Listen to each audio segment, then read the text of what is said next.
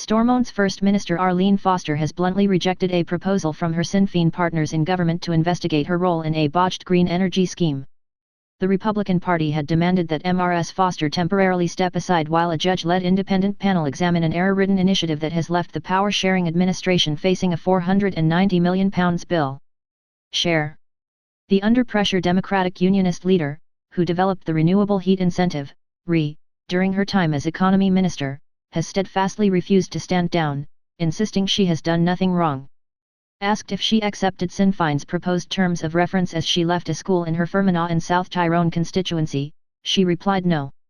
Earlier, Ms. Foster, who has faced down a barrage of calls to step aside, posted a meme on Facebook of a guinea pig wearing a pair of pink love heart-shaped glasses below the phrase, "Can't see all the haters when I've got my love glasses on."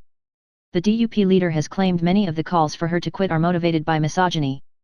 The state-funded Renewable Heat Incentive, RHI, was supposed to offer a proportion of the cost businesses had to pay to run eco-friendly boilers, but the subsidy tariffs were set too high, and without a cap, so it ended up paying out significantly more than the price of fuel. This enabled applicants to burn to earn, getting free heat and making a profit as they did it.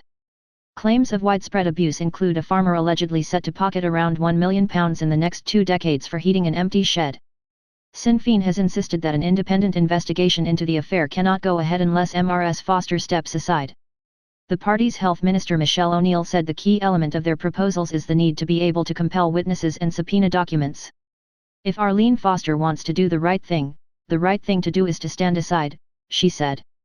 The scandal has erupted at a time when Sinn Fein Deputy First Minister Martin McGuinness has been experiencing health problems. Ms. O'Neill said her party colleague remained at the core of the party's response to the RHI affair.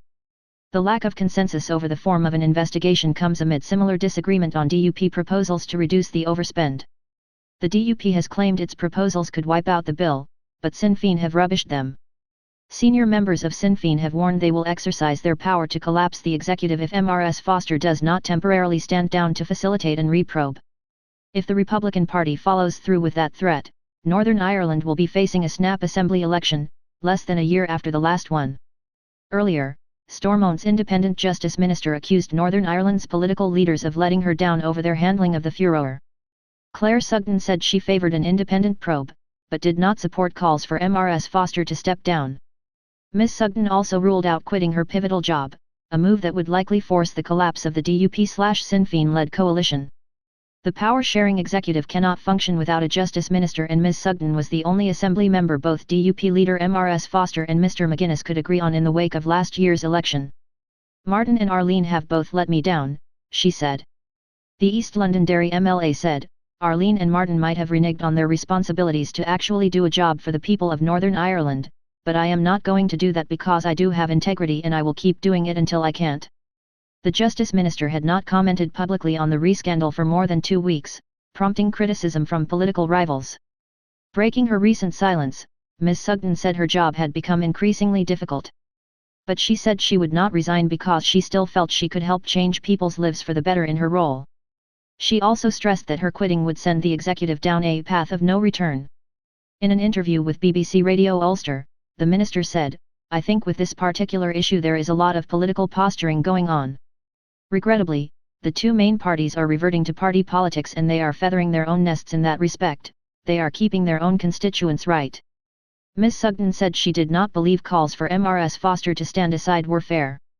"Anyone forcing her to step aside is actually punishing her for something that hasn't been substantiated," she said. It was originally envisaged that the Treasury would foot the bill for the RHI, but the costs spiralled well beyond London's financial commitment. The total RHI spend in Northern Ireland is estimated at £1,150 million over the next 20 years. The Treasury is set to cover £660 million of that, with Stormont landed with the remaining £490 million.